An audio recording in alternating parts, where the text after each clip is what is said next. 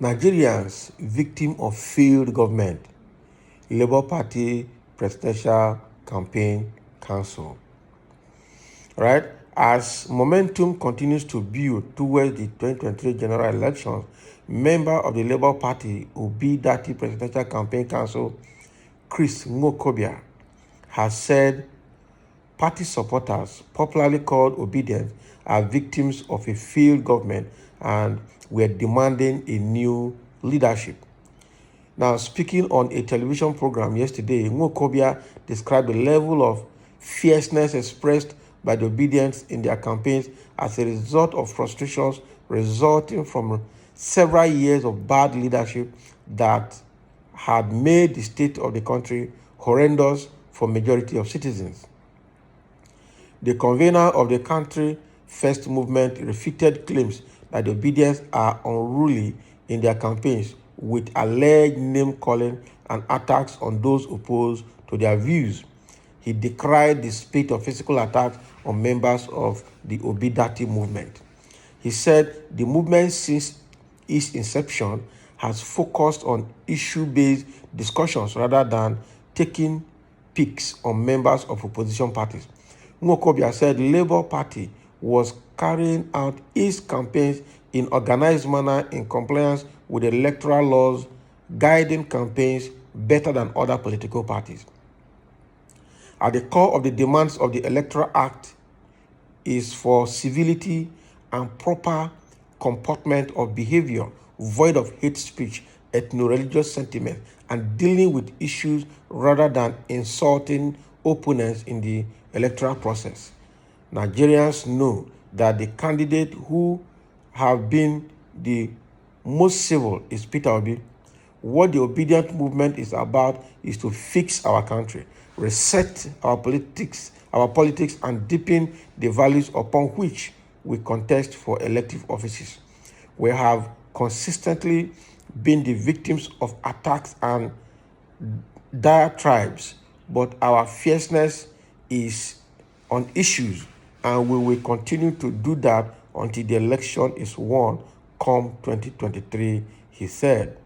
So that is what Nwokobia is saying on behalf of Labour Party, Chris Nwokobia.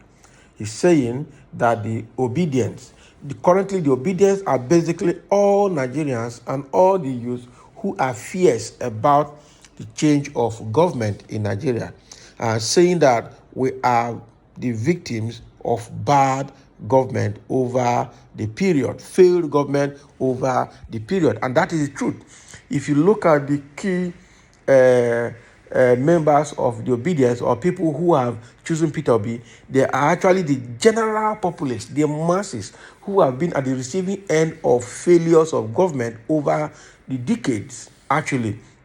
Because when you talk about electricity, those people in power, they have everything. They supply themselves 24 hours light, either with diesel or with electricity. They have the best of transformers where they are. They have the best of security. They live in the best of environment. They attend the best of hospitals abroad. They have all the money to get private jet and to fly out of the country to take treatment anytime they want. They have the money to send their children abroad for school, so their children don't attend the public or private schools in Nigeria. So at the end of the day, the people who are in leadership, who are in government, already harnessed the resources of the nation for their benefit. And so the rest populace becomes the downtrodden, becomes the victims of all the poor decisions and actions of the people in government and in leadership. And that is why Chris Nwokobia, speaking here on behalf of the Labour Party, is saying that obedience, being the general populace, they are the victims of this failed government over the years.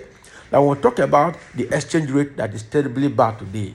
The people in government, they have a way of getting their dollars in the official exchange rate from the CBN, and nobody hears about it. All right? But the general populace who genuinely needs the dollar for their legitimate business transactions cannot have access to it. And that is why when they try to get it, they can't get it. They resort to buying it from the parallel market.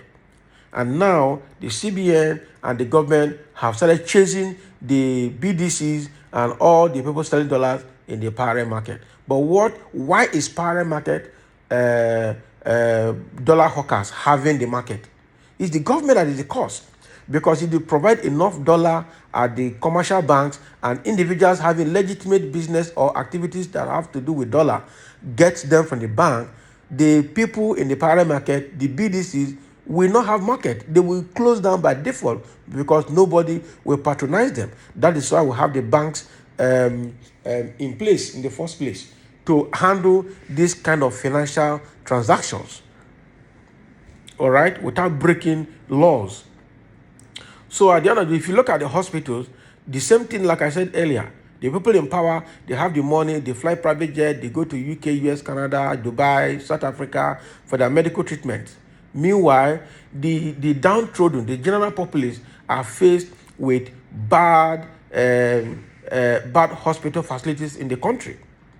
Now, it has gotten so bad that even our medical doctors are now jackpying out of the country abroad to go and, search for greener pastures and get a better quality life.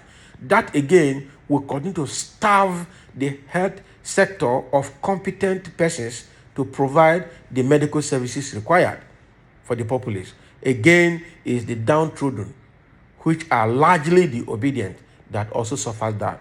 The academics, the same thing. ASU has been on strike now for 8 months. Right? These politicians have their children schooling abroad. Their children are not in the public schools in Nigeria. Now we have the downtrodden again having their children in the universities in Nigeria, in the public universities in Nigeria, suffering it because children have been at home for the past 8 months and have resorted to other means of survival. Parents are groaning. The National Parent Teachers Association of Nigeria, NAPTAN, has also written to the federal government and to the government yesterday about this same matter, because children are turning something else at home. Now, even when the universities open up, like they're trying to open up now, some students would not like to go back to school because the slogan now is that school is a scam. They have resorted to other means of getting money to support themselves and their parents and their household, and they will not want to go to school. But after all, the people that have gone to school don't even have good job in Nigeria. That is why the IT competent persons are leaving, doctors are leaving, even the lecturers that are supposed to come back to classes when the ASU is opening school, some of them have also left the country for greener pastures abroad. So you are likely also going to have some lecturers not coming back to classroom.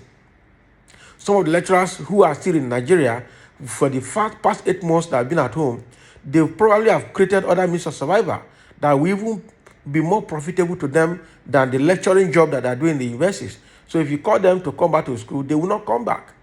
Or they will just come back, collect their outstanding salary for the past 8 months, and then resign. That is likely what will happen. And then they go back to their private businesses. They must have... You don't know that when you keep people at home, all right, you are giving them time to look for alternatives. And when they discover the alternative they are creating for themselves is more viable than the current job they're having, they will quit the job. And that is what government has succeeded in doing. They have given those lecturers enough time to go and create alternative, viable means of livelihood for themselves. And most of them would have done that by now. A lot will not come back to classroom. So Chris Nwokobia here speaking on behalf of Labour Party Obidati Presidential Campaign Council is saying that the populace, who are largely the obedient, are the victims of failed governments over the years. What about security? What about the economy? What about education? What about energy sector? What about jobs? Just name it. Everything that has failed in this country under this government, only the downtrodden are the victims. And it is true. And for things to change, the right person has to be voted in come 2023. And people should endeavor to vote wisely. So thank you for listening. This is what Chris Nwokobia is saying about the failed government of Nigeria.